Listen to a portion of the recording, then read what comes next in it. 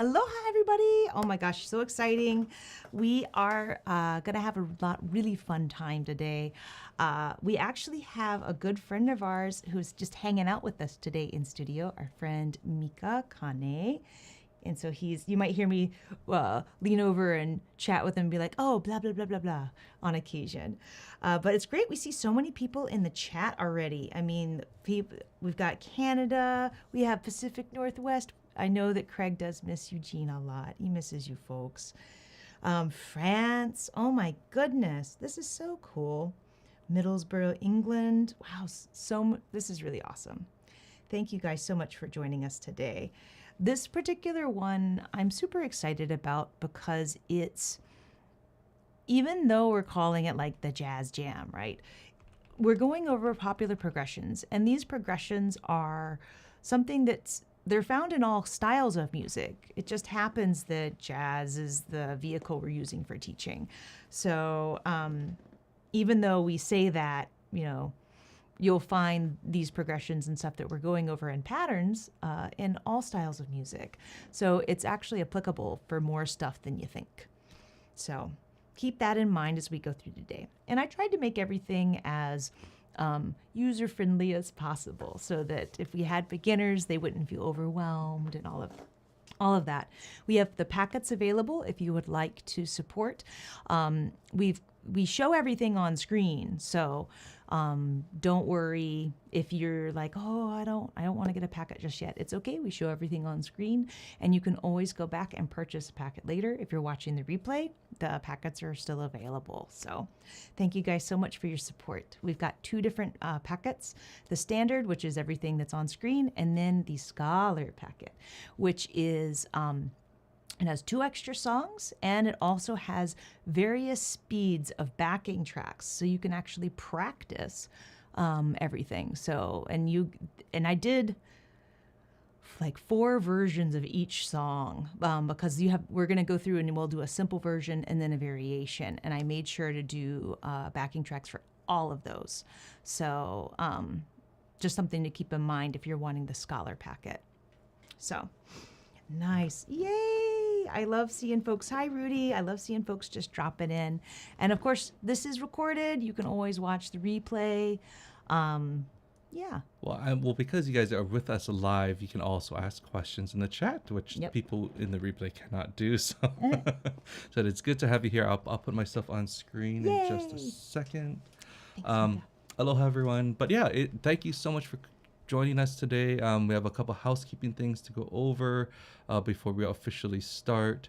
As you can see, we did some big changes to the studio, experimenting with some different lighting, dialed in some sound treatment above us and around us. So hopefully things are sounding and looking great.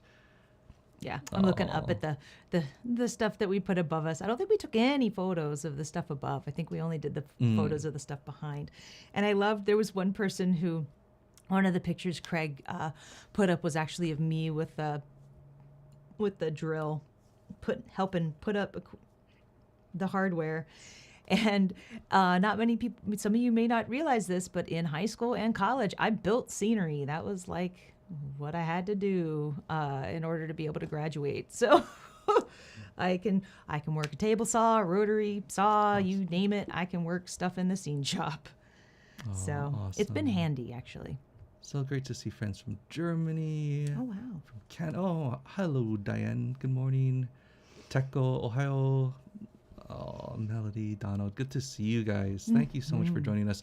A couple housekeeping things. Just announced. Ooh, you guys are going to be like the first. Oh, yeah. You're the very first people to actually know the dates. So, Ukulele Retreat. We were sold out for a while. We have 2 spots that opened up for Ukulele Retreat Hawaii. Now, we have a very special event next July/August. We are bringing a little bit of Hawaii to Long Beach. So we are going to do an Ukulele Retreat in Long Beach for those dates, July 30th through August 3rd. We're going to have more details very soon, but there is a waiting list already because of how fast we've been selling out of the retreats. We're excited. Yeah. We'll announce the instructor soon, but it's works. Really It's going to be really fun. We finally found a home for it. Artist Work students who have known about this retreat prior to Yes. everybody else. We finally have a home for it, so we can actually say dates. But it's really exciting to get to do this. And like with all of our retreats, we do keep it at a limited capacity because we want to make sure that everybody gets everybody gets attention from us. And so we do cap it. So if you want, you can go to our website. It'll take you to Marion's website so you can get on her email list so that as soon as pricing is announced, then you'll be the first to know so that you can go ahead and put either a deposit or just pay in full. But that one, we actually do have commuter rates. We are working, that's one of the details we're working out right now is like, how do we do commuter rates and also deal with having a room block, et cetera. So, because we know there's going to be, I think, more commuters in the LA area, but you never know. So we're working on that. Other news, we had a couple questions recently asking what the difference is between support for the workshops and support for the backyard concert series. So the workshops, so again, Sarah and I do teach full-time with our online school with Artist Works. We do these once a month live stream workshops that we kind of started pushing more during the pandemic just to help connect everyone a bit more. But this also lets us feature other artists such as Mika Kane coming up. We'll have more details on that later, but he's going to be a fantastic workshop leader that we can't wait to share with you guys. But again, we're trying to keep this free for everyone to see. And again, we show everything on screen, but it's through the support of the packets that we can kind of make sure we keep that going. But the Backyard Concert Series takes exponentially more time and resources to film and produce, especially with the lineup of guests that we want to make sure we do right by in that sense. So that's why we have a different kind of support system for that. And we are super excited that our first group for season 2 is going to be Nue, and season 2 officially starts in November. We're going to start recording next month, and we're already working on some behind the scenes videos for our supporters for this series. I'm going to be talking about like the different lighting scenarios and the trickiness about recording outdoors. We're going to be talking about the camera setups and why we're using specific lenses and angles, and this is going to be a lot of fun. But we are very just beyond happy about the lineup we have coming up for that. Oh yeah. And again, this is going to be absolutely free to the public, and for those of you who want to support, there's going to be some extra goodies as well for that. You can learn more about how to support by just going to craigandsarah.com/backyard if you just want to check out and learn about the different tiers and the different things that you get, including exclusive straps and all of that. So yeah, so for us, we're trying to use our YouTube channel as just like a hub for a lot of just community ukulele things. Yeah. So we're doing our best to keep up with everything. And speaking of Artist Works, don't forget. Oh yeah, students. Oh. So students, we have our exclusive monthly get together, you guys. We try to do it the last Sunday of the month, and looks like we're going to be on target to do that this month. So I believe it's September 25th, 9 a.m. Hawaii Standard Time. The Zoom link has already been, actually, I don't know if it's already been posted yet, but we have actually already posted in the forum a place to ask questions, and that's where the Zoom link will be posted. So it's forum / there we go. Yeah, forum, and then go to Craig and Sarah Bulletin, and you should see the September 25th thing there. But that's for our online school students. We're just going to have our little monthly get together so we can ask. Somebody asked a really good capo question already in that forum post, so I'm excited to get into that because I so seldom play with a capo. Now, one of the things I did want to mention to you guys too, if there are some things that you'd like to see in these workshops, send us a note. We'd love to try to work that in within our kind of timeline. Regardless if you're an Artist Work student or not, please let us know if there's some things that you've been kind of hitting the wall on or just not clicking for whatever reason. Just let us know, and we'll do our best to kind of connect the dots. We have a little list going in Google Docs, where, because people, we also have an area where if you don't want to buy a packet but you just want to donate money, you actually fill out a form that you can say, I want more, claw hammer or whatever.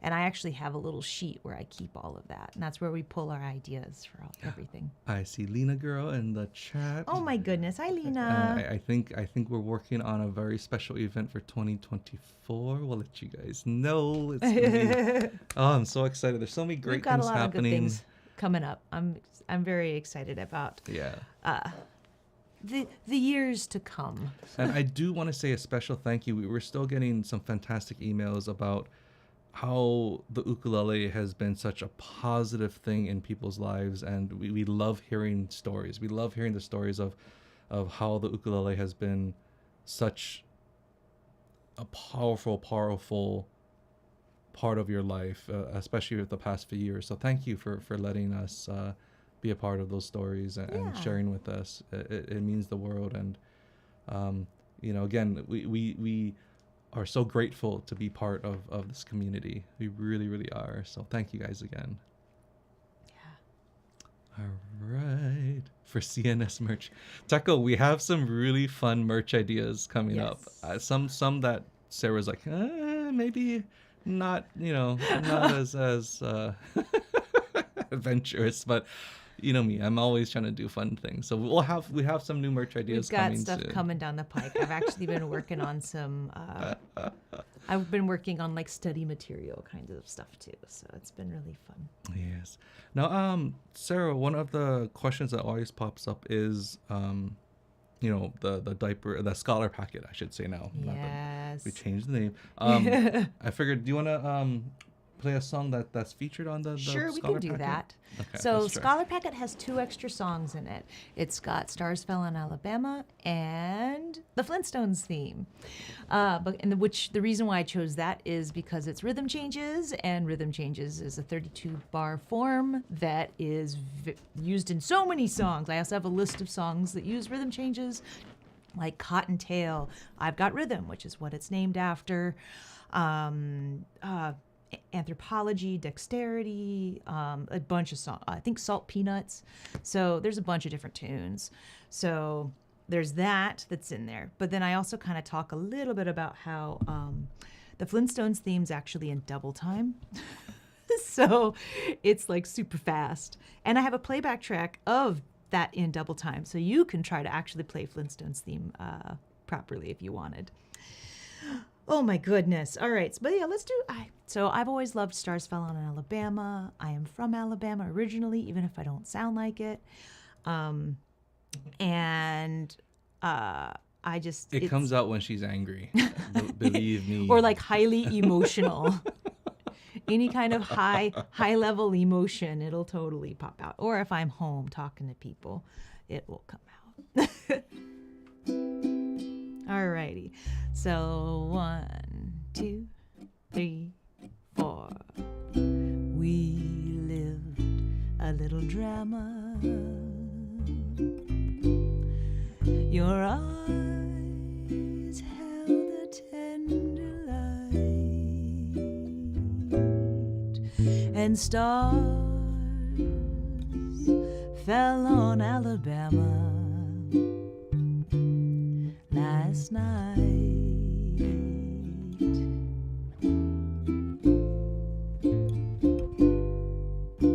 I can't forget the glamour. Your arms wound around me tight, and stars fell on Alabama last night. A little low in this key. I never planned in my imagination a situation so heavenly, a fairyland where no one else could enter,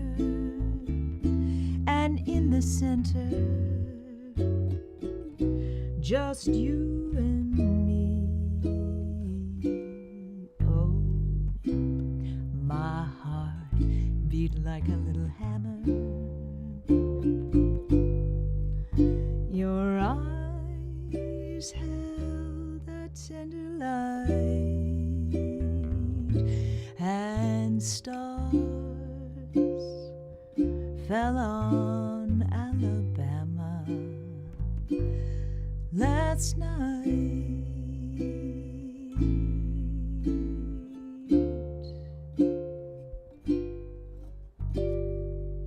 And then we can just end on C major 7. So simple. So that's just sort of the simple version that we've got in there for it. And then there's another version of it where I add a few extra little things. But that song's such a beautiful tune. And so that's in the Scholar packet if you would like. If you've bought the standard packet and you do want to upgrade, just send us an email. We can make that happen very easily. It's not a problem. But yeah, such a beautiful song. So many beautiful songs that we're going to go over today. I'm really excited. And now that we're actually in September, it's officially Christmas season. No, it's not. Give me Halloween first. So Halloween. So we we Right. usually tell people by this time.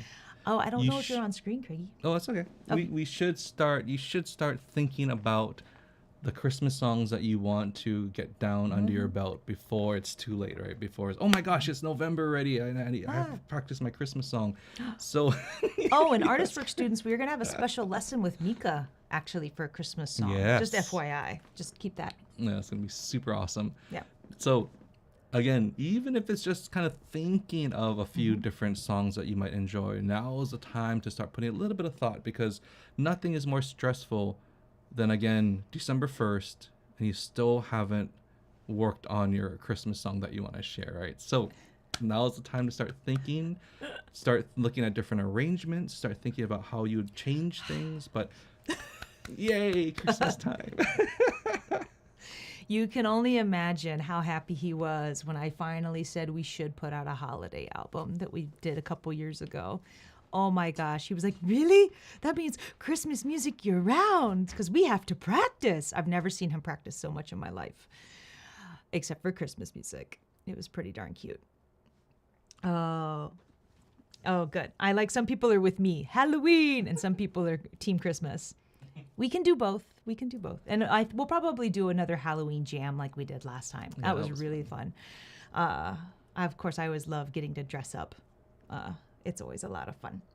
Okay, so I guess we're going to get down to it. Let's do it.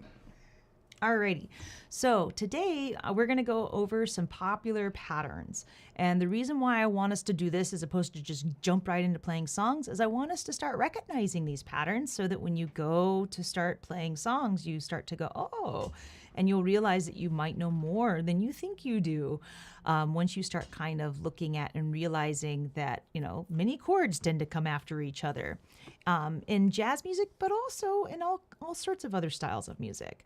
So we're going to do every song in the key of C today.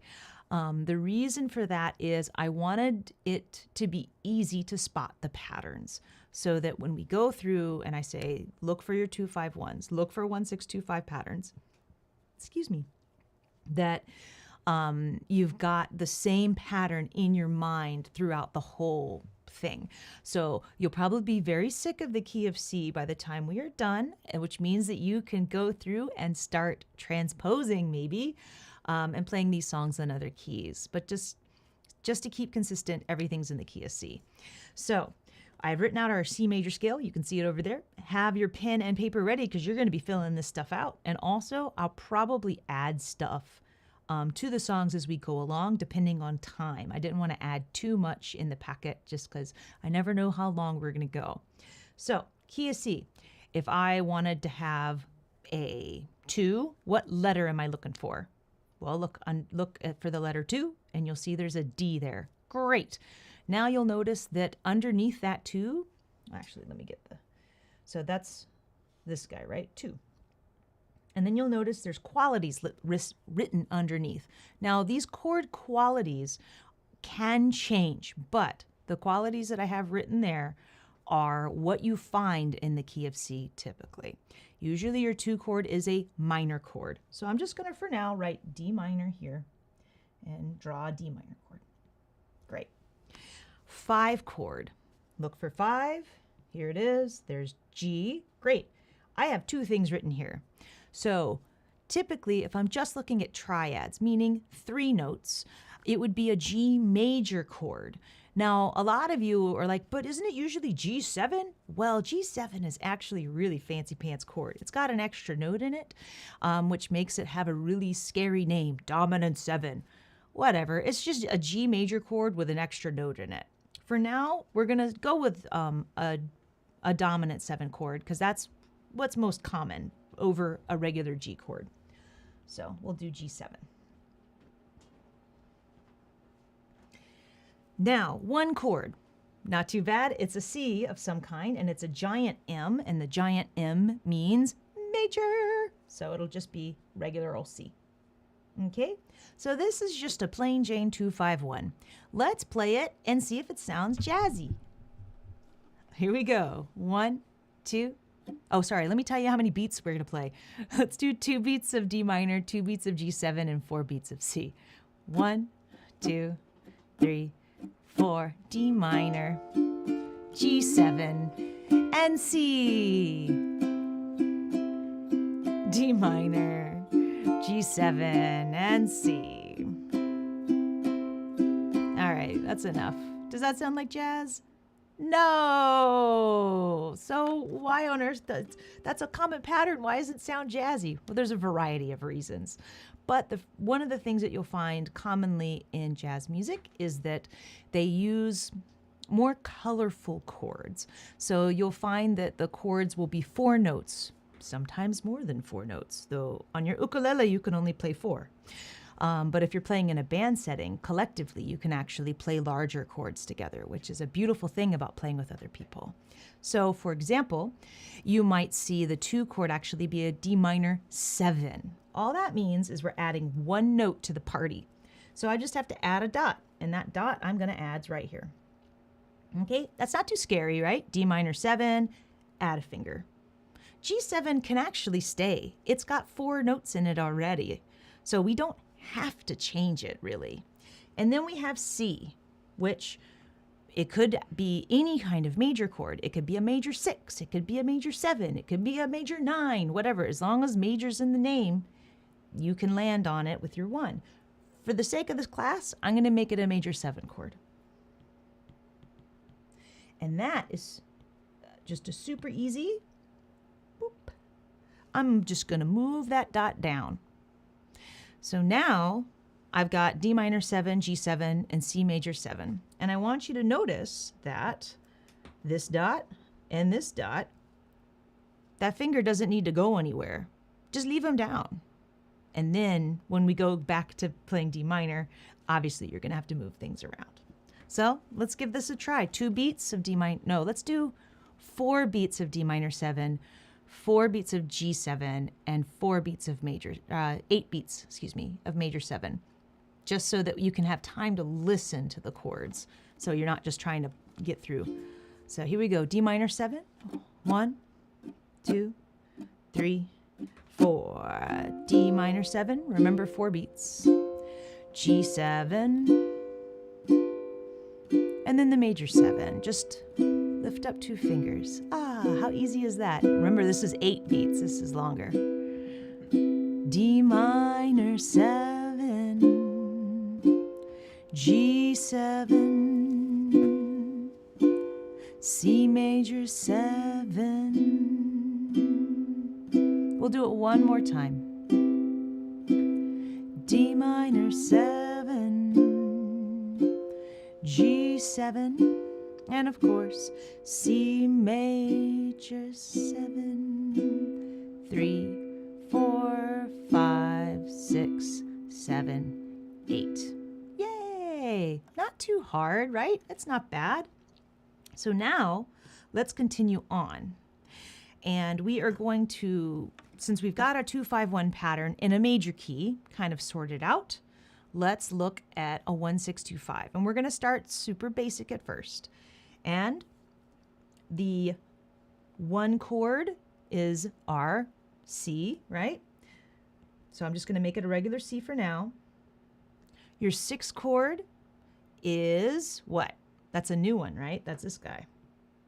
It's a little M, so that means it's a minor. So we're going to have A minor. And then the 2, we have, you remember it from over there, D minor. I'm going to just do that before we make it fancy. And our 5 chord was a G or G7. I'll accept both answers. Okay. So this one, let's try playing these guys 2 beats each. See what this sounds like. 2, 3, 4. C, A minor, D minor, G7. Back to C, A minor, D minor, G7, and just end on C. Sounds like doo-wop. It doesn't really sound like jazz to me at all, right? So now let's add those extra little bits of color. What a difference one note makes. We're going to make it sound very different by just changing things up. So instead of C, I'll make it a C major 7 like we did above. Whoops, sorry, that was my palm that did that. Major 7. And they'll do this guy. And then A minor is going to be A minor 7. It has a terrifying name, but it's just all open strings. You'll be fine. For those of you that want to be fancy, I'm going to write the next position of A minor 7, but underneath it, I'm going to write the word open. So you can look at all the dots I'm about to draw and go, I'm not doing that. So I'm going to write open so that you remember it could be open, but you'll also see this guy. Okay, A minor 7. So this one, I'll get to how to play it in a second. Let me just keep moving on to finish up our progression here. D minor 7, of course, is just adding a friend. Now I'm going to do something a little different on this 5 chord, and I'm doing this just to give you a variation, and you'll see that we use this variation later on in our songs. Instead of playing G7, we could play a fancy chord called a G9, which is just an extension of our G7. And all I'm doing is just boop, adding an extra dot right here. Now notice between D minor 7 and G9, how all that's moving is your A string. You just leave everybody down and then scoot a finger down. And then, let me get this little highlighter here, right? Let me do that. So it's like this guy, there to there, it's just one finger. And then, of course, that G9 chord, that stays the same if you're just going to continue on. It's really convenient how that kind of stays in one little area, so it's really easy to get to. Now, there's another A minor 7 that is not a movable chord that I'll write down just so that you have it for your records. There was another workshop we did, I think it was with Neil Chin, where we actually talked about like 3 different ways you can play that A minor 7 chord. Another way that you can do it is, I'm just going to write it up here. Let me move this over.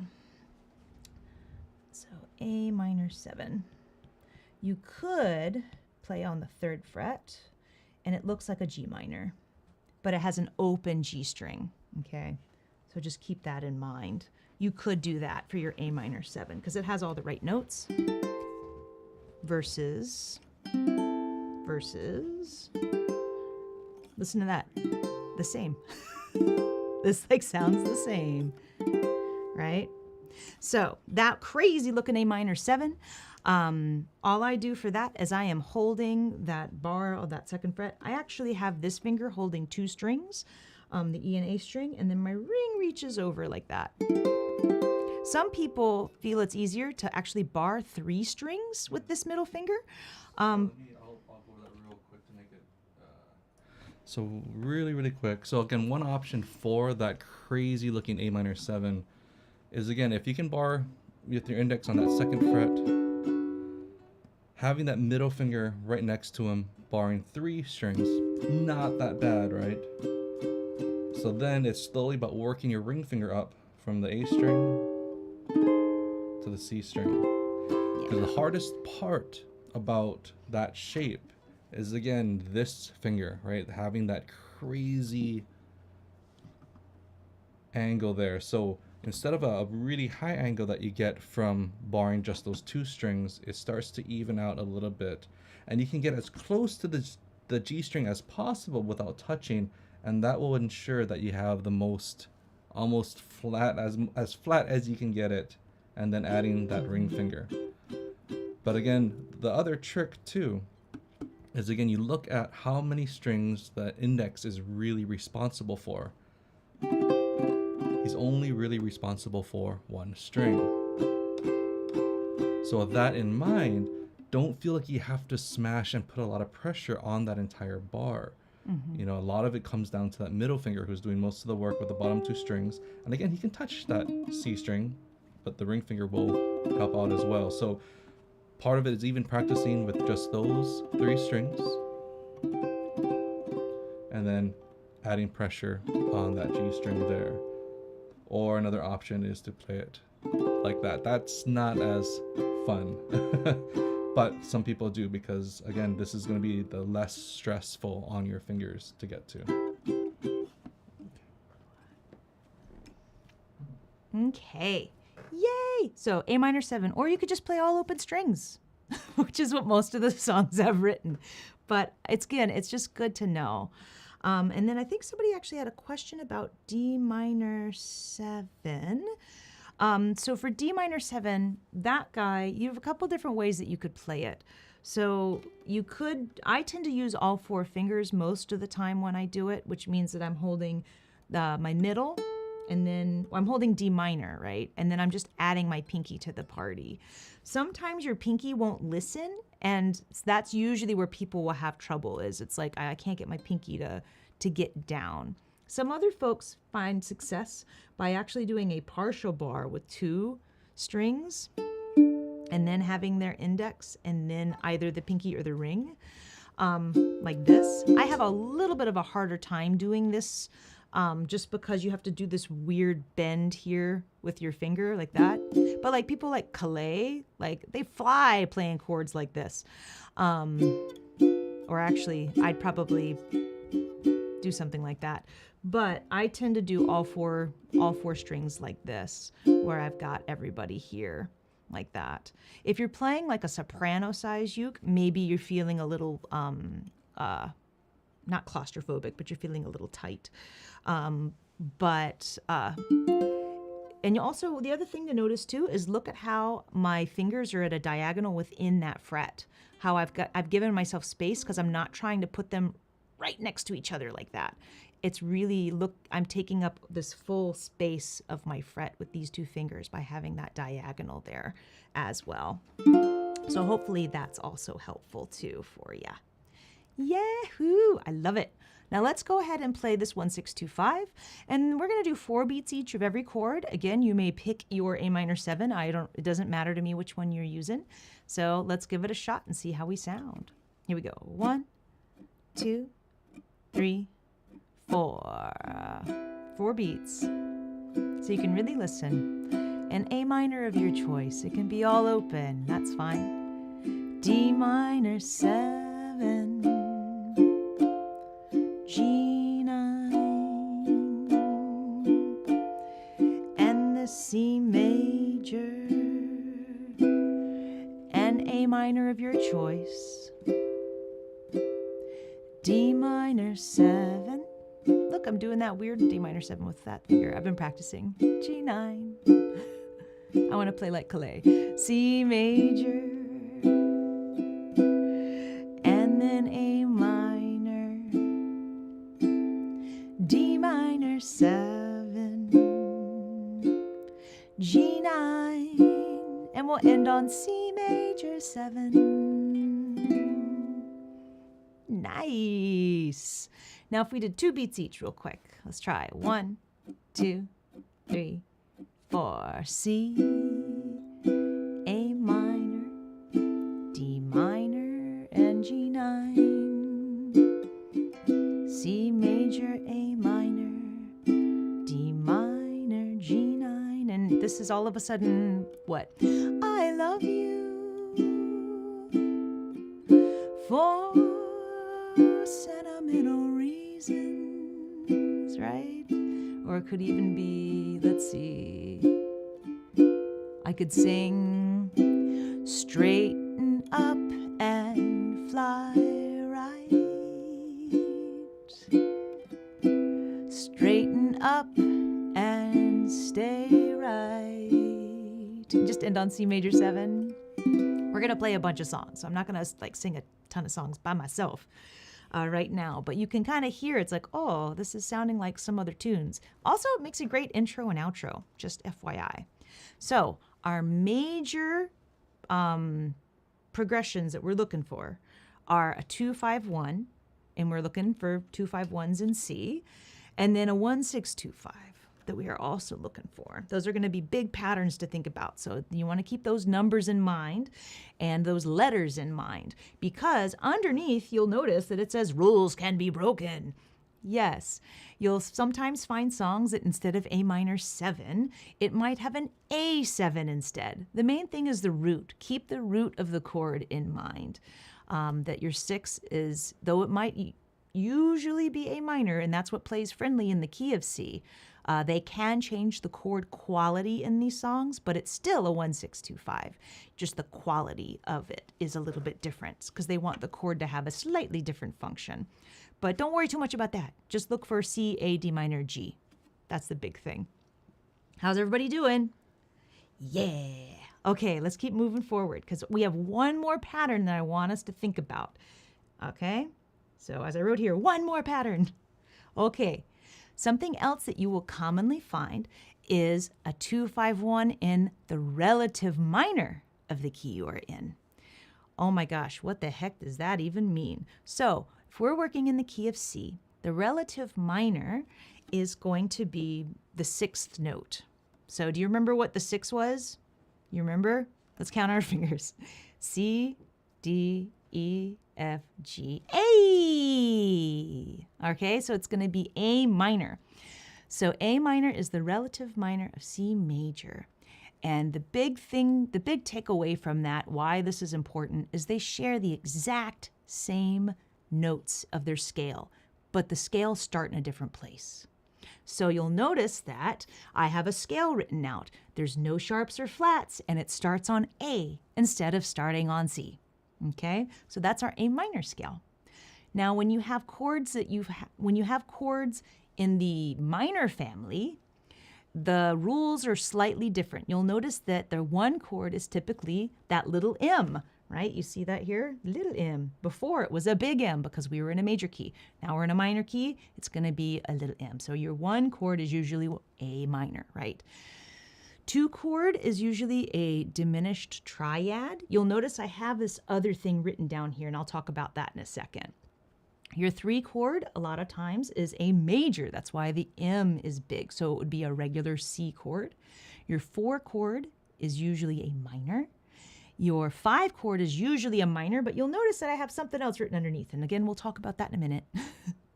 Then your 6 chord is a major, and your 7 chord's a major. Now, this is all referring to these being triads, meaning they just have 3 notes, okay? So if I was to do a 2-5-1 in A minor, just using the triads, my 2 would be, what? A B diminished? Okay. Now, I mean just the triad, and that's actually kind of a pain in the butt to play in the first position because that's like this. If you're just playing a triad and you're not doing this is actually has the double flatted 7th note in it. And I'm not wanting that. I'm wanting just the standard triad for now. Okay.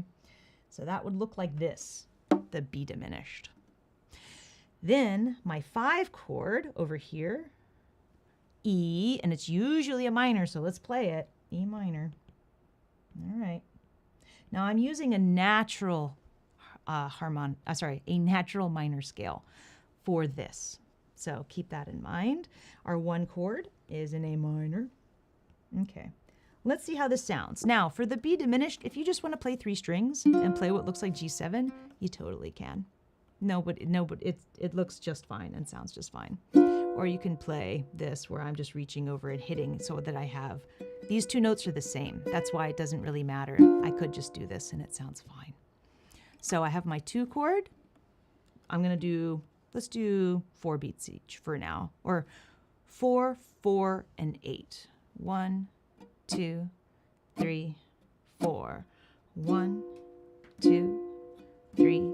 E minor. 1, 2, 3, and A minor for 8. It sounds very sad. That B diminished. E minor and the A minor. 4, 5, 6, 7, 8. Now, one of the things that I think my ear does not like, and it's just because of the kinds of music that I listen to, is I hate that 5 chord being a minor so much, even though that is what fits in the family with your natural minor. But in jazz, a lot of times they use a harmonic minor scale in order to create some of these progressions, which means that your E can actually become an E7 instead. And that's a sound that you're going to be most, your ear will probably be more accustomed to hearing. So E7. Also, when you're doing 4-note voicings, your 2 chords actually going to become a minor 7 flat 5. So we're going to make that B, and don't worry, it sounds terrifying. B minor 7 flat 5. Remember, that diminished chord looked like that. All we're doing is changing one of the notes. Ta-da! Oh my gosh, how much easier is that? And have we played that shape already today? Yes, we have. So we have B minor 7 flat 5, E7, and then A minor. You ready to give it a shot? Let's see how it sounds and see what we think. Way easier to play. 1, 2, 3, 4. B minor 7 flat 5. Followed by the E7 I wanted to hear, and then A minor. Let's do it one more time. B, E, and then A, 2, 3, 4, 5, 6, 7, 8. Ooh, it sounds so spooky. I love it. So that is the relative minor of C. That's a 2-5-1. And so you'll find that this does appear in some songs. And why don't we actually just get to the songs? Because we're here to play music. Okay, here we go. Autumn Leaves. I love this song because it is a perfect example of 2-5-1 goodness happening all over the place. All right, 2-5-1 in a major key. What did we need? So C, D, we need a D, okay.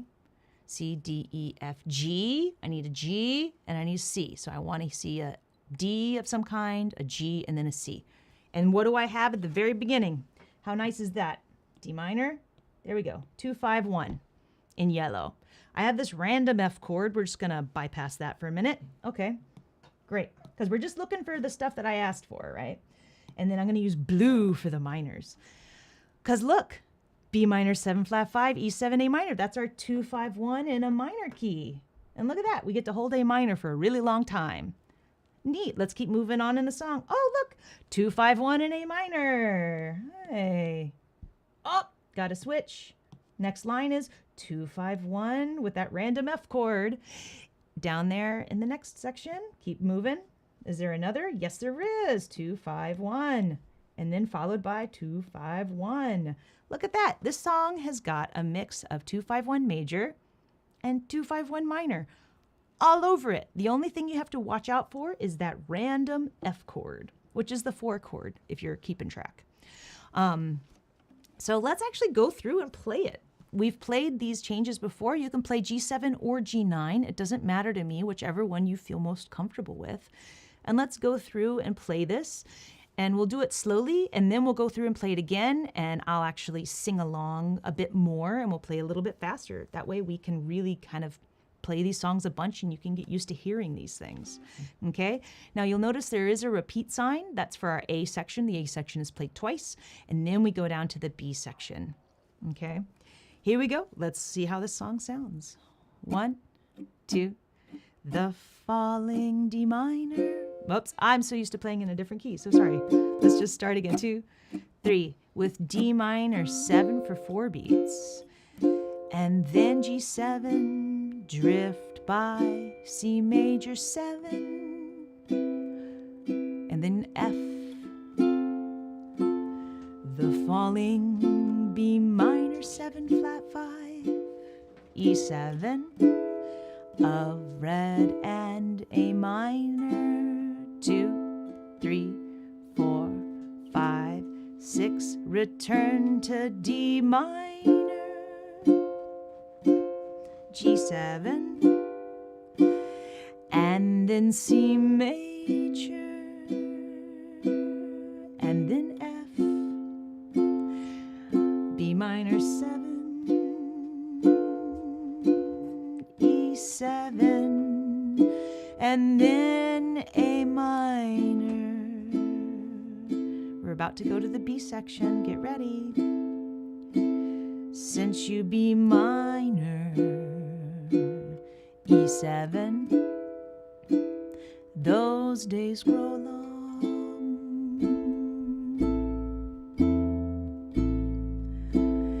and soon D minor, G7, old winter C major, and followed by F, and B minor, followed by E7, and A minor. Stay on the A minor. We're gonna change it up a little later in the song. B minor, E7, A minor. Stay on that A minor. Some songs go to A7. Let's do it again. The falling leaves, G7, drift by C major, and then to F. B minor 7 flat 5, and then E7 of red and gold.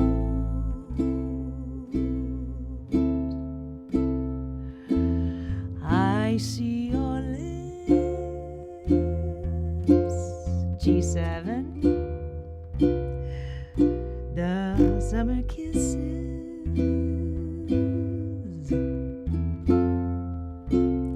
those sunburned hands, E7, I used to hold.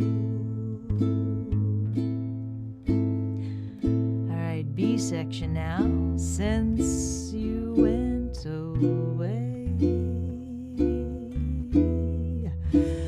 those days grow long, and soon I'll hear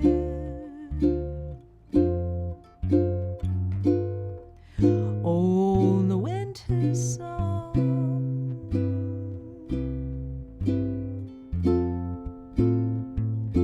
But I miss you most of all, my darling. When autumn leaves start to fall. 4, 5, 6, 7, 8. Nice. So we went through and played this song twice. Super simple format. Now, one person had said, wait, how can you have 2 keys in one song? There's no like key signatures or whatever. Mika had a great answer for it as well. And my spin on it is very similar to his in that. So a lot of times in jazz music, you have the overall key of your song, but within the piece, tonally, sometimes the melody will take a slightly different turn that makes the song feel it's in another key. And so that is kind of what's happening here. Though going from C major to A minor isn't really that big of a leap because it uses the same melody notes. That's why your ear is totally okay with what's happening. Whereas in other jazz standards, like one of the ones that we're going to do, I think the next one, you'll actually hear that tonal change happen, and I'll point it out very specifically in that melody. So you have absolute key, which is we are in the key of C major, but this song, because of the chords that have been chosen, has a feeling like it's gone into the key of A minor, okay? So that happens a lot in jazz music. That's part of what makes it so fun, is because you have moments that are in another key tonally, and it's neat. And it allows just for more fun for soloing as well. Because this song, if I played a C major scale the entire time, it would sound fine. But maybe it wouldn't sound hip, but like you could do it, right? Your whole time. All the right notes, all safe. So, but anyway, I'm digressing because this is not a soloing class, though, even though that's really what jazz, a lot of times people say that's what jazz is really about, is, soloing and creating. But we're just trying to get it so that when you look at a piece of music, you can spot some of these places and go, aha, I notice a pattern. Also less memorization. It is a lot less memorization because if you're like, oh, Autumn Leaves, it's just 2-5-1 in a major key, and then and the random crazy 4 chord shows up. But honestly, you could probably get away with, I bet you I could. The falling leaves drift by my window. The falling leaves. Like, I don't actually really need to make the change to the 4. But changing to the 4 leads really beautifully into that B minor 7 flat 5. And you'll notice that all I'm doing is adding 2 fingers, right? So it's setting me up for the change. That's part of why we're doing it. But I could just play C that whole time. No one would really know. My bass player would know. But that's it. He'd be like, what are you doing? Yeah, Byron would know. Exactly. That's what Byron would know. But, and also you'll notice there actually is a part of the song, I was very sneaky here, because there's actually a line that we're going to go in, and it is this area here. This is the part where, but I miss you most of all, my darling. When you actually look up the song, it's typically not just A minor that's happening there during that part. This is a part of the song that a lot of folks change up. And so let's move on to the next version of the song, and we'll see kind of how I changed things up a little bit. Okay, here we go. Here's the song again, but with a few small changes. The first one is, you'll notice that I added the G9 chord to make you practice it. And then you'll see, instead of a regular F, I made it an F major 7. Typically, major 7 is what's played, not a standard F chord. Both work and sound just fine, but the major 7 just has more color and is just really beautiful. It also, this particular one, I chose an easy one. A lot of times I tend to play the claw-looking one that not everybody likes to play, just because I personally like the voicing of it. I'm going to write it down here just so you have it, but not everybody likes playing this one. Oh, I need one more fret. That guy. Oh, you can't see it. So it's that guy. I like this voicing. I think it sounds really nice. Sometimes I actually will just play the open A. So it's like this. Because I actually like how that sounds too without the C note. But there it is with the full. What I have written at the top of the page though is this guy. Very easy, and look, all I have to do is bring it down and add 2 fingers to get to my next chord change. So this one's actually really easy in that sense. For those of them who want to do that double F shape, can you do a quick practice how you would just like a spider almost? Oh my gosh, look at this. These 2 and these 2. It totally looks like Aldrine Spider. So for me, when I'm putting this chord down, I tend to put the F part down like this first, mostly because if I can get to this chord first and then add this, this is my root. This will always sound nice. And then I can add the color later if I want to. Or even just do this with the open A and it sounds great.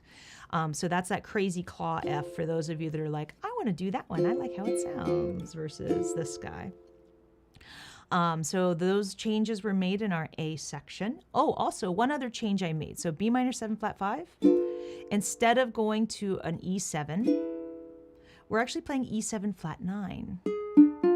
It sounds a bit spookier, and it looks like a diminished 7 chord. You'll find oftentimes in jazz music that you're going to have chords that look alike but have different names. At first, it's super exciting because that's less you need to memorize, and then you'll be frustrated because you're like, why can't I call it X? But it has to do with the context of the chord, what came before and after it that gives it its name. So there's those changes. And then the next big change is in the B section, 1, 2, 3, third line down. You have 2 options. I like moving it up to the 5th fret. That is a 5 that is written here. I'm going to just write it bigger. 5, 4, and this is 3, and this is still 3. Okay. So when you have this shape, and actually, can we do a close up? I'll take you through this area. So I'm holding E7 flat 9. Now I'm going to take this and move up to the 5th fret and then spread my fingers. I actually spread the fingers as I move up typically, but just for, so I tend to do this. And then move down. And then move down. And then just scoot 2 fingers down. So that's that section. Let's try that together, starting with the E7 flat 9. 1, 2, 3, 4. E7 flat 9. Move up to the 5th fret. 5, 4, 3. Stay on 3, but just scoot down 2 fingers. We'll do it again. 1, 2, 3, 4. E7 flat 9. Move it up to the 5th. Move it down. Move it down. And then scoot 2 fingers down. That should also remind you of a spider exercise that Craig, or the Sarah's inchworm, actually, is it totally looks like a warm-up exercise we do for that. And Yes, Craig. One little tidbit. If you're having trouble on that E7 flat 9 shape, or like a diminished 7 shape there, one of the easiest things to think about is, let's do a G chord. Okay, so here's your G chord. Let's slide it down for a second. Now let's take that same triangle and we'll move it up 1 string each. So from here, we're gonna go to 1, 2, 1, 0, and then add the pinky. Oh, Mike, can they hear you? Oh, I was muted. Haha. Okay, so G chord. Take that G chord and slide down 1 fret. Now, from that G chord down 1 fret, we're gonna go take that whole shape, that same triangle, and we're gonna push it up 1 string each. So take that shape, that triangle, push it up to the G string 1, C string 2, E string 1, and all you have to do is add your pinky right there. Yay. But a lot of times we forget that that primary triangle can be used from the G.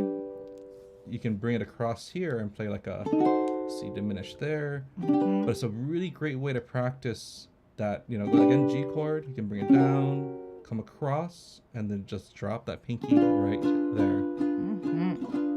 And if you are having trouble getting, let's say on that 5th fret up here, if you are having trouble with kind of reaching across, or your ring finger is flattening out and hitting that E string, one of the things you can do is actually bring your wrist in, and you're going to see my fingers go from flat To curved. And part of it is having that thumb, a little bit of thumb right over the edge, that allows you to have that natural curve to Also, keep in happen a mind, little bit look more. at Craig's fingers and notice how they're diagonal within the fret. He's not trying to make them right next to each other, right?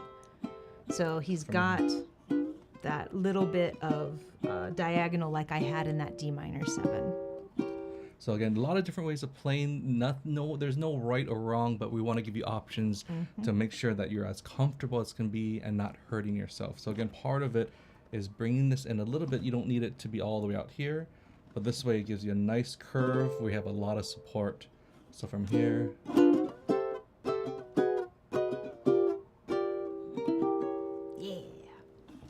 The next one that I have written at the bottom of the page, the reason why I didn't make this one first, because it's in the first position, is it's sometimes harder for people to play because it's this A minor 7 walking down and then C7 flat 9. Okay, but I thought this one was actually easier to get to, and I like the cascading movement. This song is about falling leaves after all, so why don't we make a part of our song fall down in pitch a little bit? So that's that asterisk area at the very bottom. If you wanted to, and you're comfortable with the shape, and then C7 flat 9, you could do it that way. So let's just go for it and see how we sound. Oh, one small note, sometimes you will see some books where they actually have A7 sometimes written here to turn it around, because A7 leads really nicely to D minor. But we're just going to stay on A minor, just keeping things simple for right now. But just FYI, if you've played the song and go, why isn't she going to the 5 of D minor? That's why. Just keeping it on A minor instead of making it a dominant 7. Here we go. Well, I can't go too fast because we have that one hard part coming up. So I'll try to go the same speed because it's also a ballad. The falling D minor. I keep singing in the key I usually sing it in, G9. Drift by my C major, F major.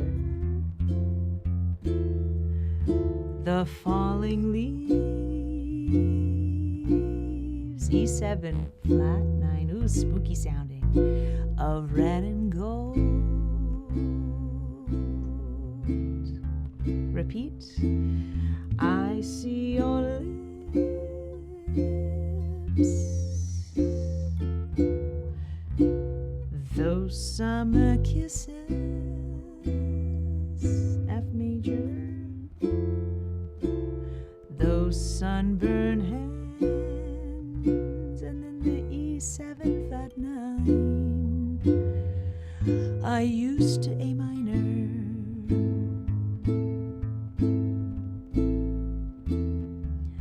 B minor 7 since you went away. E7. Those days grow long, and soon I'll hear G9, old winter song.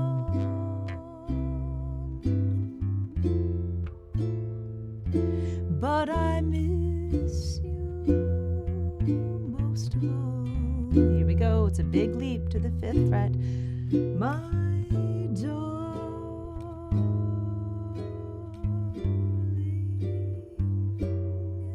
when autumn leaves start to fall. 3, 4, 5, 6, 7, 8. Yeah! I love this song. It's so pretty. I actually kind of like doing it in C. I'm really surprised. So you could hear, like, the cool thing I like about that movement happening with that A minor, A flat minor, etc., is that the melody note stays that whole time and it's held, and then you have this movement underneath. And I've always found that to be a very... Can you try that part one more time? Sure. I'll start with the B minor 7 flat 5 if you want to play along with me. But I miss you most of all, my darling.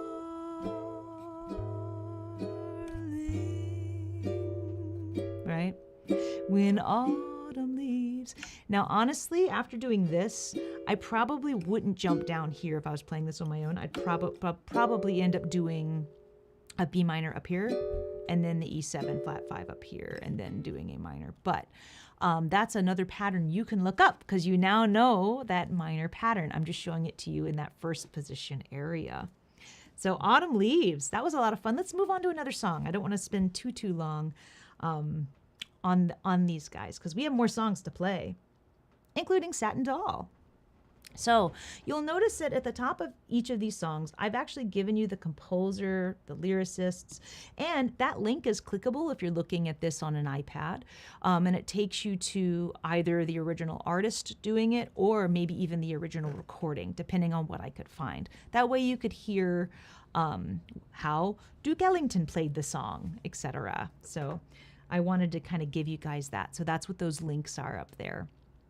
Okay, this one we have got, let's take a look. Okay, let's think back to like 20 minutes ago. Major key, 2-5-1 in C. Well, I see a D and a G and a D and a D and a G. I'm going to highlight those because I know those are 2 5s. And I got 2, 5, 2, 5. I have this random E minor A7 happening. That's kind of weird. Oh, but I have a 1 chord here. I'm just going to highlight that for now. And then A7, that's, the A is a 6. Okay, so if this repeats, then I actually do have a 1, 6, 2, 5 when I go to repeat it, right? Because I have C, A, D, G when the song is repeated. Okay, all right. Let's just keep moving on and see what else I see.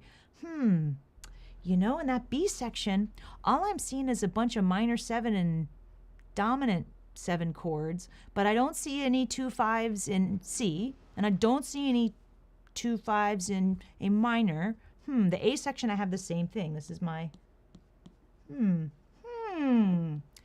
interesting. Why would Sarah pick this song if there's not a whole lot of that pattern happening? Well,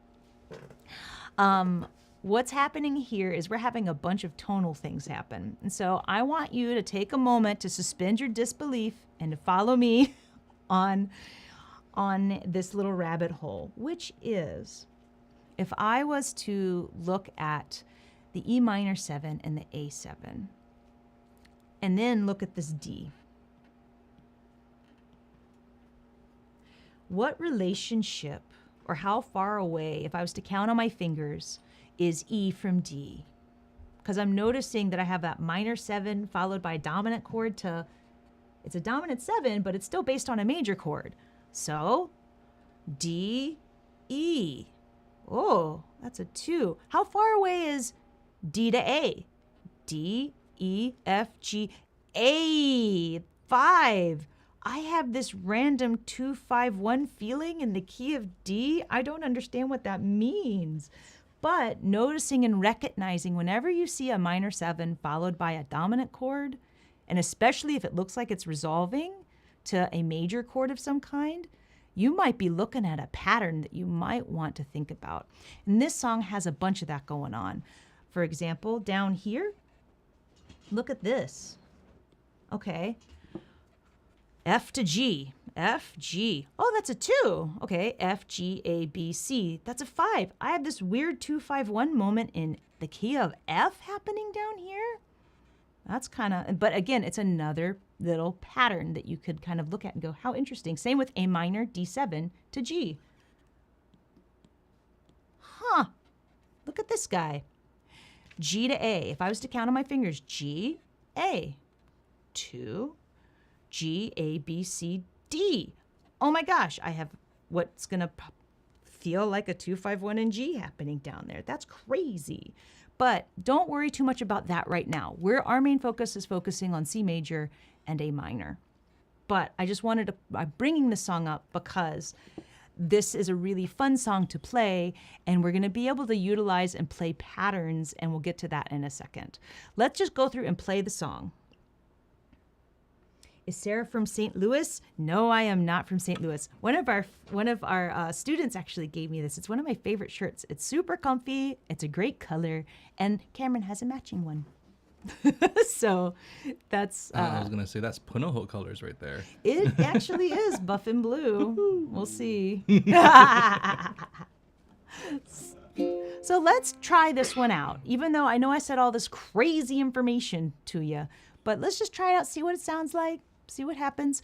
One thing I do want to point out is in some versions of this song, instead of D7 for 4 beats and D flat 7 for 4 beats, sometimes you'll see this written. sometimes instead, I simplified it and just made it D7 and D flat 7, because to me that A minor, and it's just extra work you don't really have to do. So don't worry about it, but just so you know, you could do that if you wanted. Let's try. 1, 2, 3, 4. D minor, G7. Back to D minor, G7. And then E minor, A7. Again with E minor, A7. And then D7. D flat, 7. And then C major, A7, turn around. Here we go, in D minor, G7, D minor, G7, E minor, A7, E minor, A7, and D7, D flat 7, C major, second ending. Stay on C major, it's very exciting. Get ready, B section. He's nobody's fool, but I'm playing it cool as can be. It can be any F major of your choice. You're holding it for a long time. A minor 7. I'll give it a whirl, but I ain't for no girl. Catching me, G7, a bunch, and then you can keep playing or break. Switcheroonie, A section. Telephone numbers, well, you know, doing my rumbas with Uno, D7, and that D flat, that Satin Doll. And go to the A7s, go to the top, let's play it again.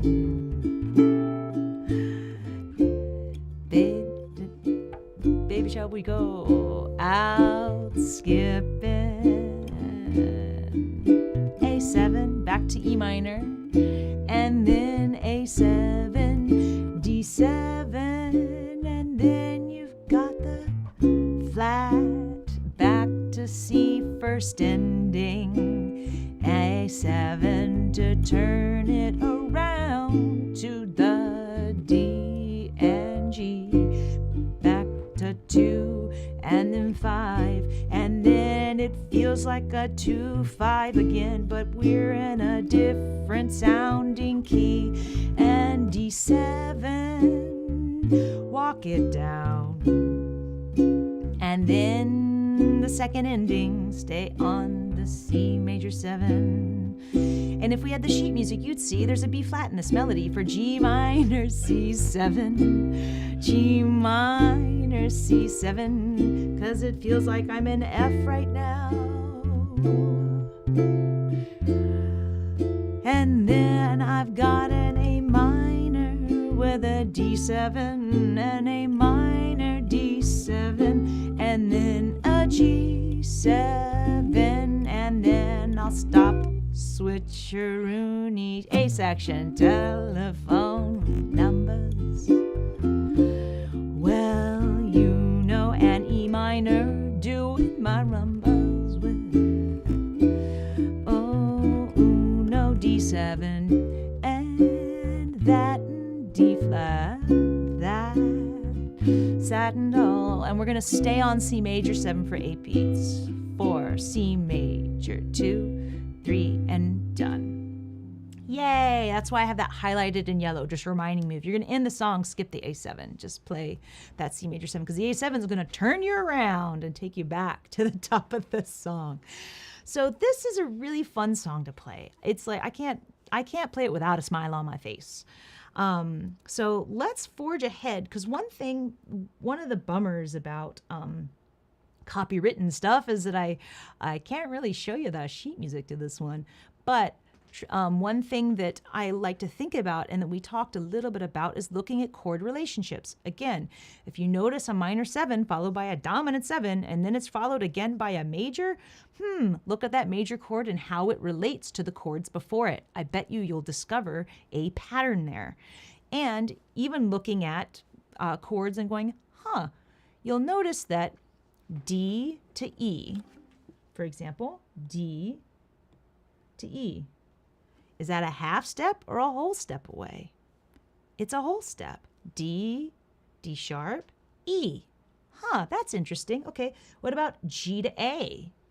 Oh, G to A, again, that's another whole step. G, G sharp, A. I've got the same exact movement happening with my chords, except they're going a whole step up. So since I'm covering all of the strings anyway, holding D minor 7 and G9, what if I was to take this shape and move it up 1, 2? 2 frets equal a whole step. And then I just scoop my pinky down in pitch for A9, like I would have if I was on the 1st fret, right? So let's do a close-up real quick of my hand for this, if you don't mind, Craig. So I have, again, D minor 7 to G9. And if I hold D minor 7 and move it up 1, 2, that's E minor 7 because D to E is a whole step. Move up 2 frets. And then just scoot your pinky down to A9. How neat is that? It's a whole step movement. And we can go back to me again. The thing about that is the melody actually does go up a whole step too. So you have da da da da da da da da da da da da da da. It's the exact same like rhythmic elements, but you're a set of notes and then you go a whole step higher with the exact same set of notes, and that's the melody of the song, and that's what's happening in the chords. So doing this, moving up your whole chord shape like that, you are reflecting what's happening in the melody, and it's enhancing the song, I feel, doing something like that. Now the other stuff I'm going to do is fancy stuff that's I think is worth explaining in another lesson. I just want to introduce it to you because it's fun to play. And that is this crazy walk down substitution thing. So there's a tiny little 5 there, and then this one's on the 4th fret, and then 3, 2, 1st fret, right? Notice that we're playing the same shape, but I'm starting on the 5th fret for that D7. Instead of playing that D7 that's on the 2nd fret, moving it down in pitch to the 4th fret, moving it down in pitch again, moving it down again, moving it down again, until it reaches A7, right? Because if I was to have a fake bar back here, that's what the A7 shape kind of looks like. So again, let's start at the 5th fret. Let's practice this together. This one's 4 beats, and then the next one down is 4 beats, and then these are all 2 beats each once we get there, but I'll tell you. So start on that 5th fret for me, D7, 4 beats, 1, 2, 3, 4, D7, move it down, D flat, 2 beats now, 3rd fret, 2nd, 1st, and A7. Yeah, let's do it again. Okay, 4th, 1, 2, 3, 4, 1, 2, move it down, and then the 3rd and the 2nd and the 1st to A7. Yeah, I love it. And honestly, those are the only changes I made for this so that we could make it through the tune. So let's give this a try and see how we do, okay? If you want to play the regular E minor 7 and the A7, if moving up to this 3rd fret is too much, you can. It'll still sound great. So let's just go through and give it a try. 2, 3, 4, D minor, G9, D minor, G9, move up to E minor, A9, E minor, A9, and then the 5th fret, 5th fret, D7, 4th fret, D7, D flat 7, then 2 beats, C, and then B, and B flat, A7. We're back to the top with your D minor, G9, and D minor, G9, and move it up 3rd fret, the same pattern. fret, move it on down. And then C major 7. Stay on that guy, because we're not repeating. Here we go. G minor, she's nobody's fool, but I'm playing it cool as can be.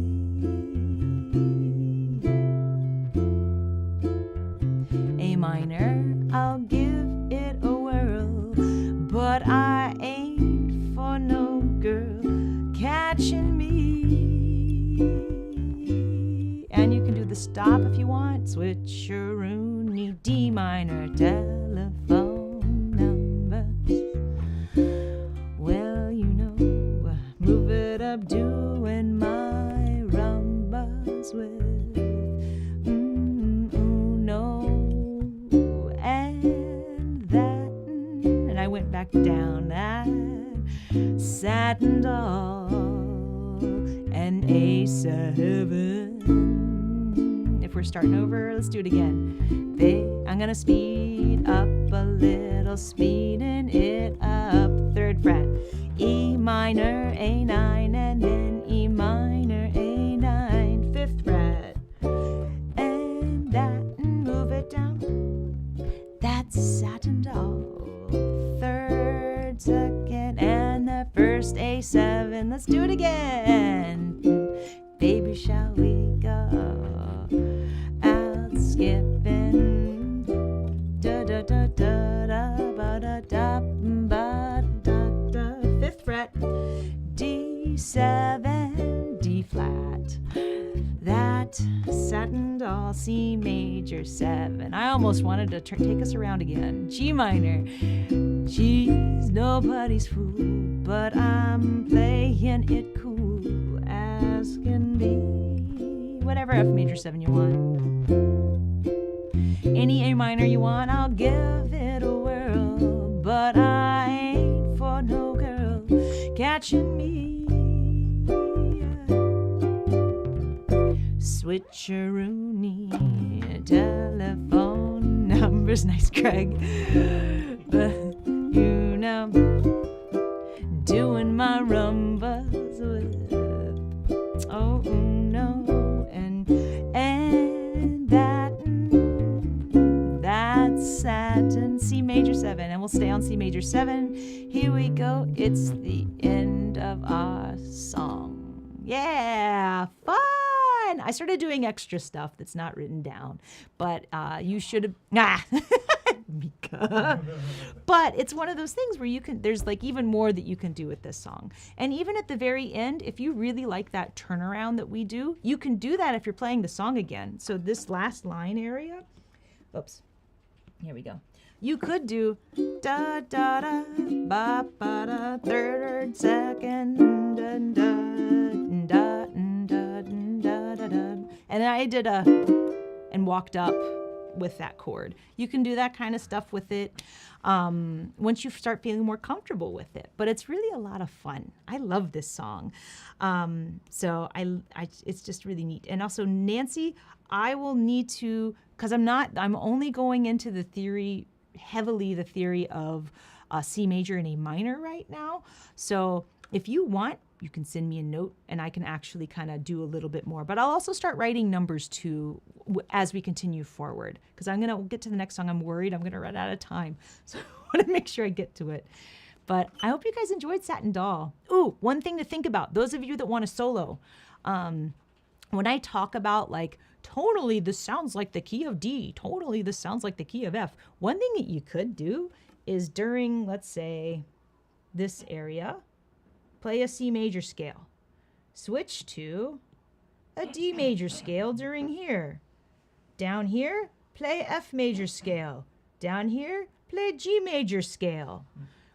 When you're practicing. Here, you'll want to pay attention to accidentals. Don't like, for these two, you'll pay attention to the fact that it's like D7 and D flat. Like, that's something different. But just as far as practice, somewhere to start, that's like the sort of easiest way to generalize that area, so you can kind of try it out.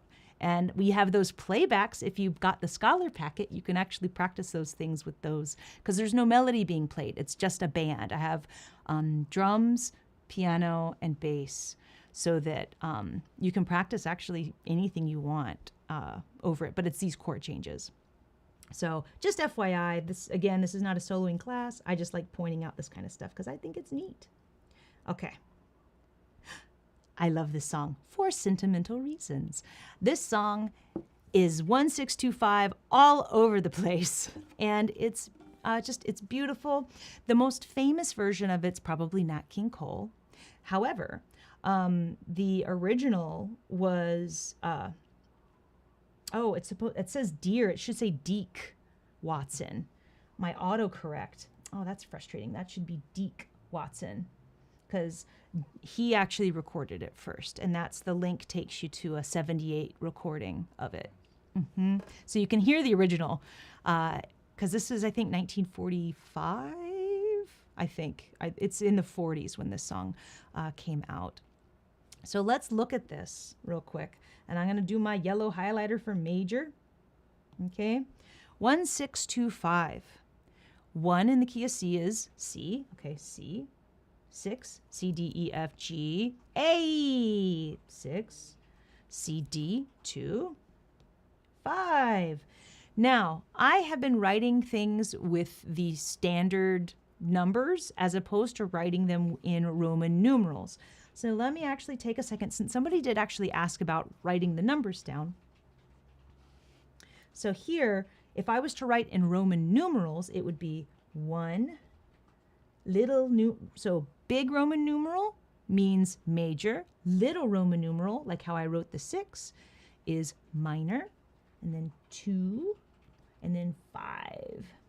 Okay? Sometimes you'll see the 5 or even the 1 written with a tiny little 7, which is hard to read. So 1, 6, 2, 5.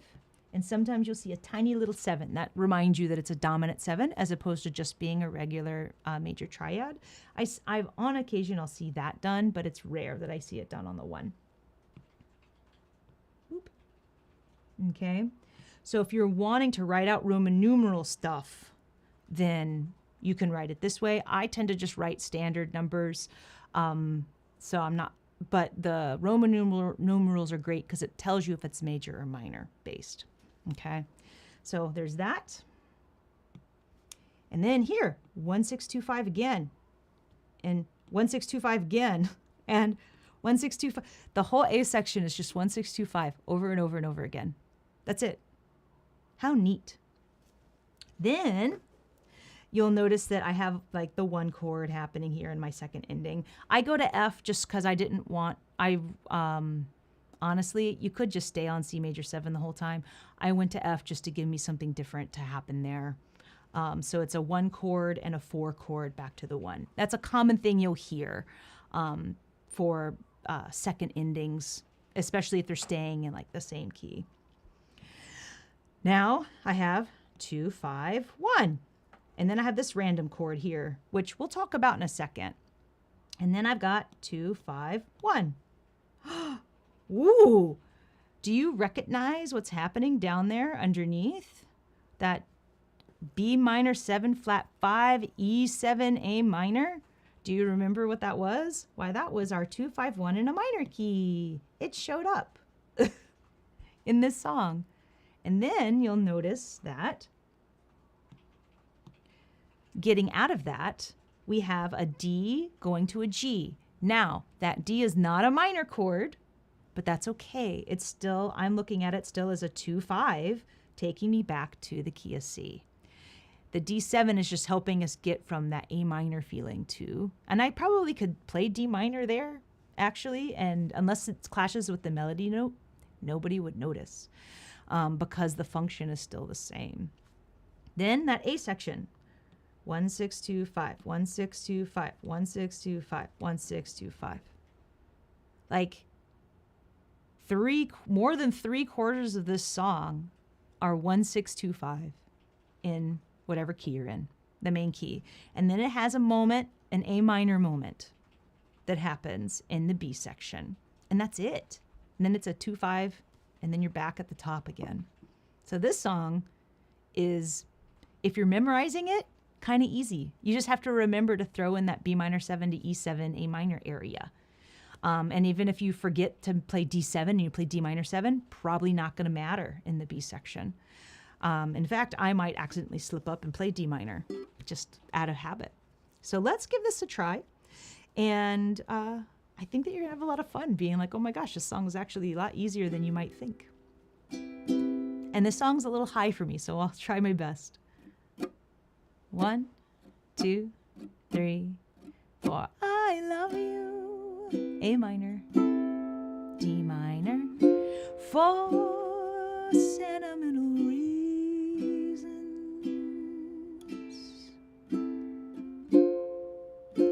I hope you do believe me.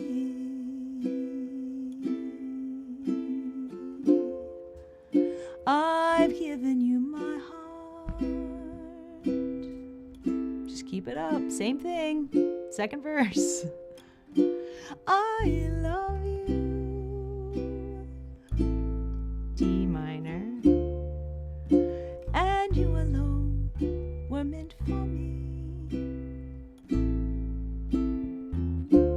Please give your loving heart to me.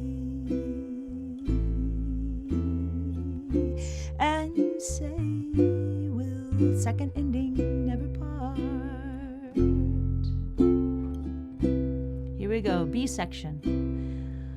I dream of you every morning. Do that diminished action. D minor. Dream of you every night.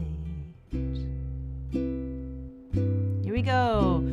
Darling, I'm never lonely.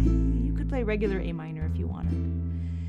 Whenever you're inside. A section. I love you.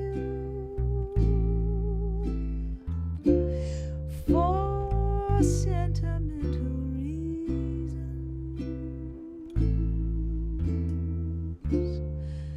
I hope you do believe me. I've given you my heart.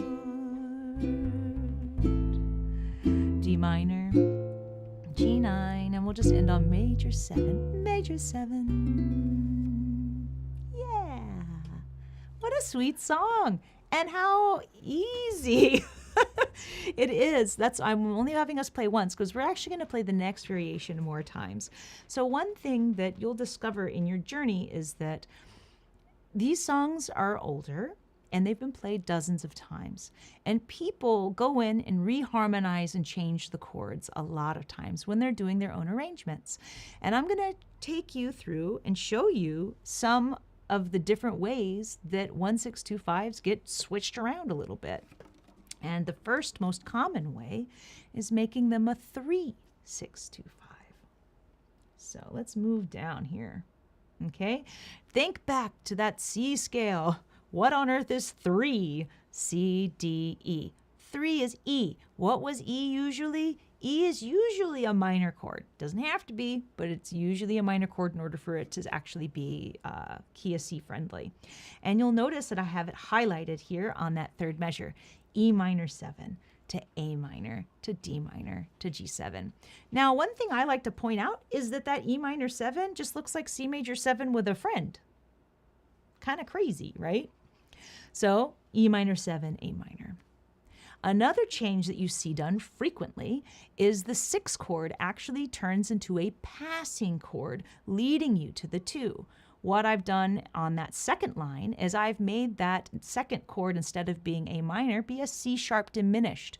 Notice how the root is going from C, C, C sharp to D, G, right? So you have this new movement happening, but it's still functioning in a similar way as the A minor, but the notes in the chord are a bit different. And you'll notice that this same thing was actually already happening in our song here. That's why I said we'll talk about that in a second, because technically what's going on here is just a variation of a 1-6-2-5, technically. So just something to think about because it's the same exact thing that I just did there. Then you'll notice in our first ending, I actually have us using that E minor 7, A9 on that 3rd fret area, mimicking what we did with Satin Doll. But you'll notice that the quality is changing here. I've made this that dominant chord. That is no longer our minor chord. The reason for that is the movement that I have happening on our A string. If we hold that 3rd fret E minor 7, and I scoop my pinky down in pitch to A9, I'm holding a C sharp note. C sharp does not happen in an A minor chord at all. And then I move down to D minor 7, and then I move down to G9. You'll notice with this that I have happening on that string. So again, E minor 7, scoot it down. So I can get that note is very important to me because it leads to this next note. Right? So I have this really pretty cascade happening there.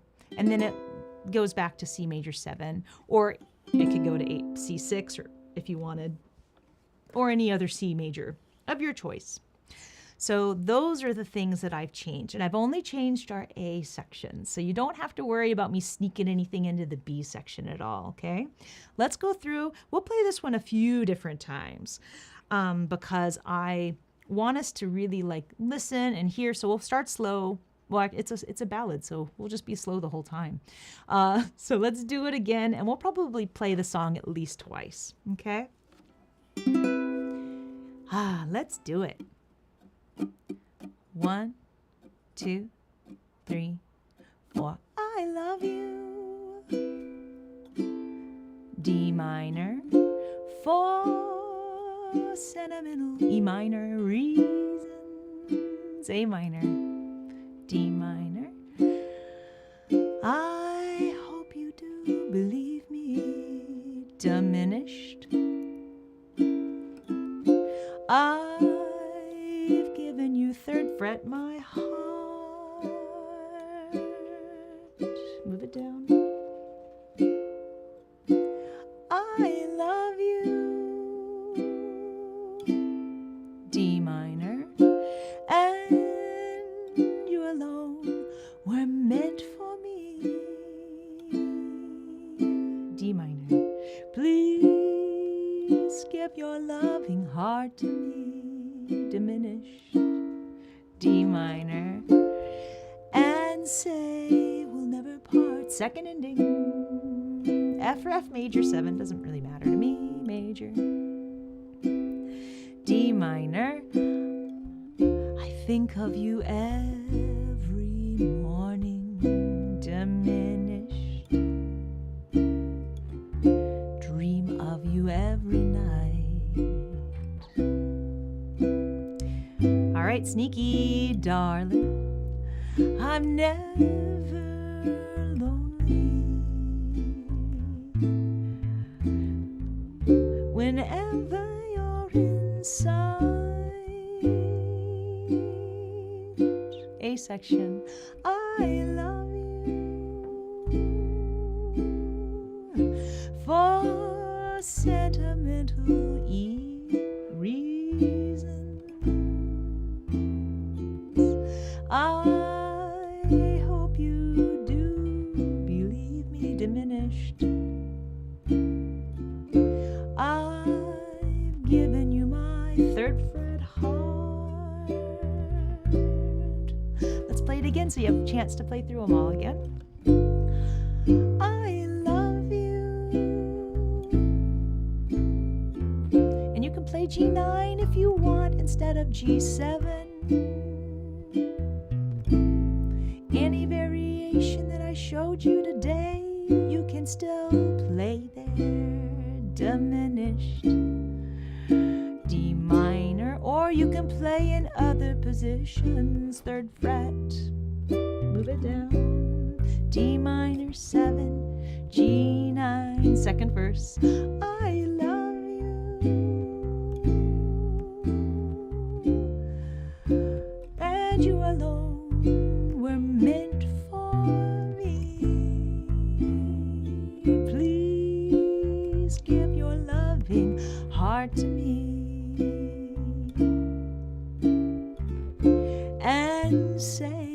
second ending, we'll never part. And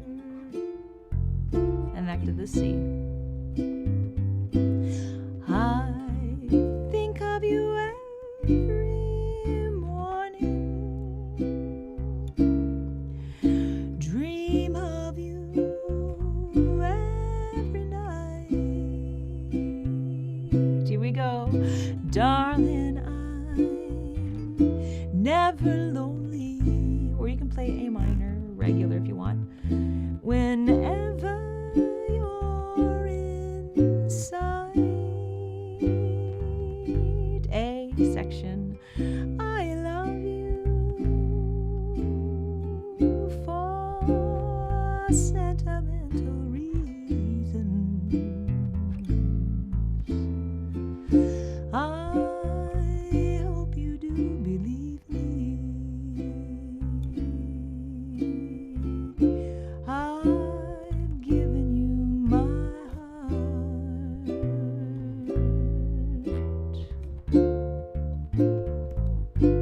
And end on the C.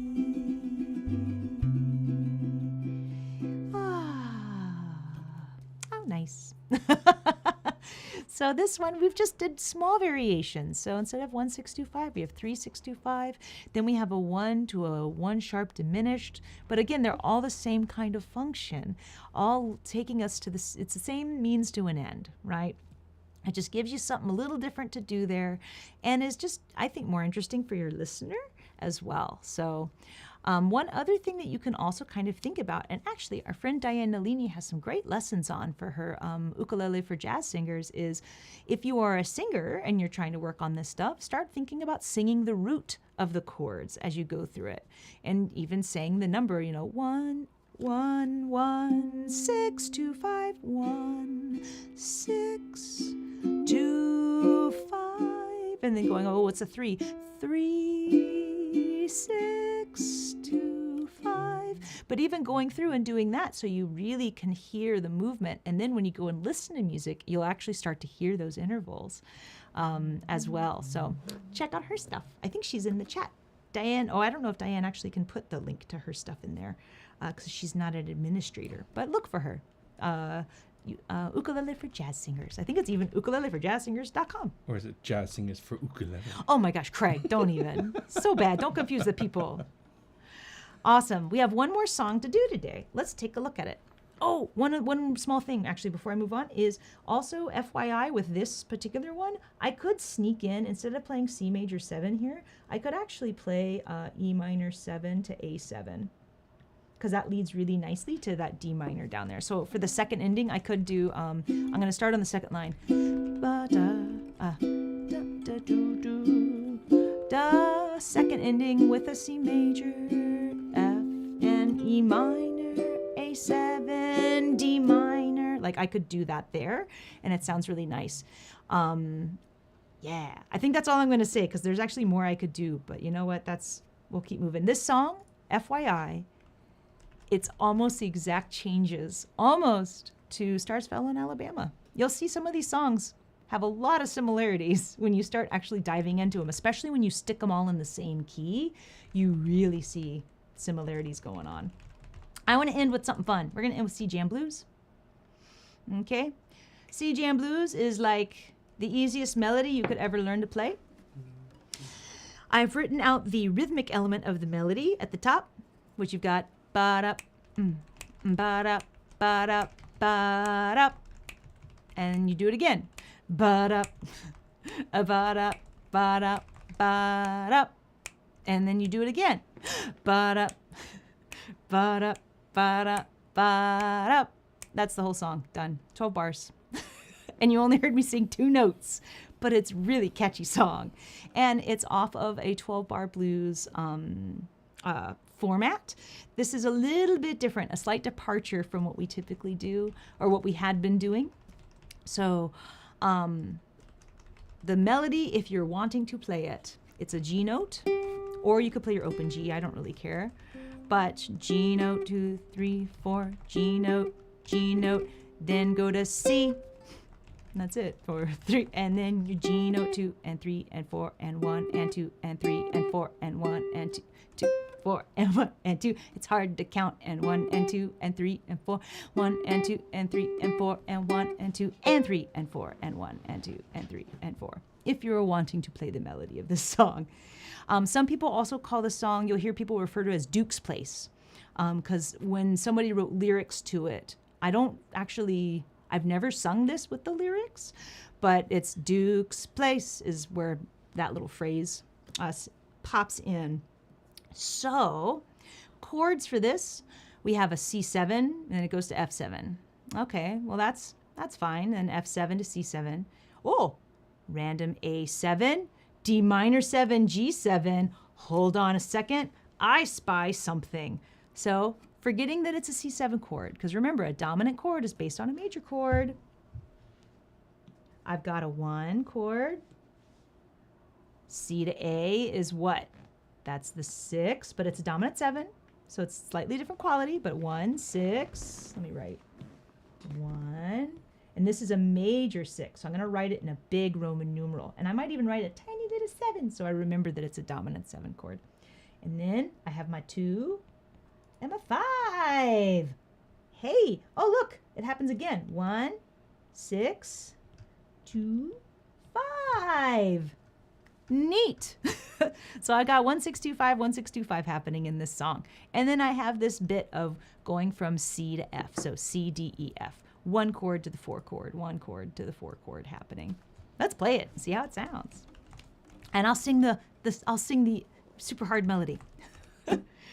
1, 2, 3, 4, C7, F7, F7, C7,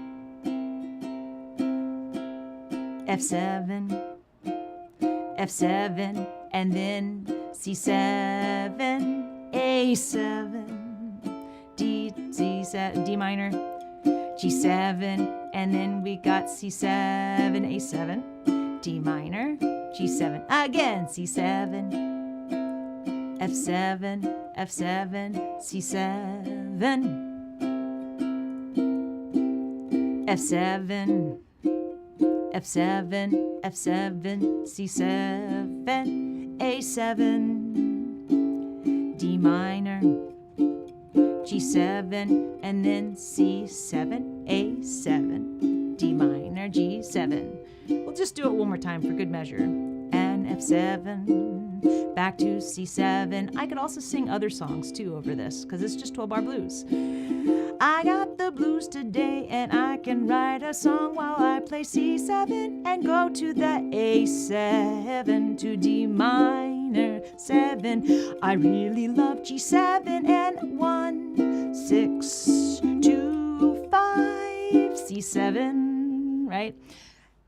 It's a totally, like, it's still blues, but it sounds pretty happy. It's a rockin' sounding kind of blues, right? Now, there's some changes that we can make to this if you want, and I did those down at the bottom. I gave you another position for C7. I actually kind of like that better for this. And then the other thing that I actually forgot to do was writing F9 instead, because the melody note's that G note. I mean, it's neat actually having the F root in there, but if you're a singer, you might find it hard to actually find that G note because you're not playing it at all in your chord. But if you played an F9, it's right there in the chord. So let me write that down so you have that option. Because when you sing and play, I'm all about trying to have that melody note in there so that you can hit it easier. Okay. I usually play it as a double bar, but I only wrote the dots that were the most important so it wouldn't look too messy. Because so I tend to play F9 like this, barring the 2nd fret and then adding this finger. Okay. And then the C7 is just on that 3rd fret. So you're moving back and forth really easy when you go from C7 to F9 versus C7 to F7. So looking at this, you'll notice that, hey, third line, fourth measure, E minor 7 to A9. Instead of just playing A7 there, I threw in that E minor chord. And then it was down to D minor to G9. And then same thing. I changed that C7. I made it an E minor 7, going to A9, D minor 7, G9. And I'm doing that third fret E minor. You can do the first fret area if you want. Let's go through and play this one. And you may choose F7 or F9. It does not matter to me. Or you could play C7 down here. It doesn't matter. Here we go. Oh, 1, 2, 3. Actually, slow it down a little bit. 1, 2, 3, 4. C7, F7 or 9. Back to C7. F7 or 9, I don't care. F7 or 9, still there to C7. 2 beats, E minor, A9, and D minor to G9. And then we have the turnaround. And D minor, G9, C7. F9 or 7 doesn't matter to C7. You could add a ninth if you know about that there. F9 again or 7 doesn't matter because we end up on C7. 2 beats, E minor, A9, D minor 7, G9, and then we have the E minor to A9, D minor, G9, and you can end on C7 if you want for now, which sounds really weird after coming out of all of that. But this is the changes that I kind of like to do because I like that sound of that E minor thrown in there, that 3, 6, 2, 5, which is the trick we talked about prior. So just so that you have it written down, you've got that 3, 6, 2, 5 instead of, oops, that's 25. 5, 3, 6, 2, 5. And all of those would be uppercase. Oh, no, excuse me. They would be lowercase, so 1, 2, 3. And then 6 would be upper. And then 2 would be lower, and 5 would be upper, if you were trying to Roman numeralize this one. So hopefully with this workshop, you've been able to kind of look at chords and start to see patterns, because many times chords, it happens in, you'll hear people talk about fourth movement. That's actually technically what's going on here with your 2-5-1 and your 1-6-2-5s. But just start looking at your songs and noticing, oh, what chord is this? What's the root of this in the key I'm in? And start noticing these things, because then you'll start to see what chords generally happen before and after with a lot of these tunes. And this is a great way to kind of dip your toe into that theory and looking at patterns. So I hope you guys had a lot of fun playing through songs. We jammed a lot. We played a lot. And it just was a ton of fun today. So thank you guys. And also, if you want to upgrade to the Scholar packet, which has the Stars Fell in Alabama, as well as the Flintstones theme, aka rhythm changes, we can hook you up if you would like, or you can go purchase it. But we can give you an upgrade for it. Just send us an email. All right, thank you guys again for joining us. We had a ton of fun today. Yeah, these are great. We have what's coming up next month? Ooh, we might have a very two special guests join us for a very special version of our workshops. Oh, okay. I don't think I even know who these people are, so that's exciting. But again, we have the Artist Works Zoom check-in next Sunday. Again, we have retreat dates, again announced for Long Beach next year. Long Beach, California, somebody asked. Yes. We still have a couple slots that opened up for Hawaii. Oh, Craig, is your mic on? Oh, my mic is not up. So my mic I've been trying to mute the mic so you don't hear me typing away, but it's tricky to like come back into it and remember. So thank you for the heads up. So you said there's going to be two potential special guests joining us. Two potential special guests for a very special workshop next month. But again, we start filming for our backyard concert series. We've got our Long Beach retreat in a few weeks. Yeah, so Long Beach retreat dates we have up and running.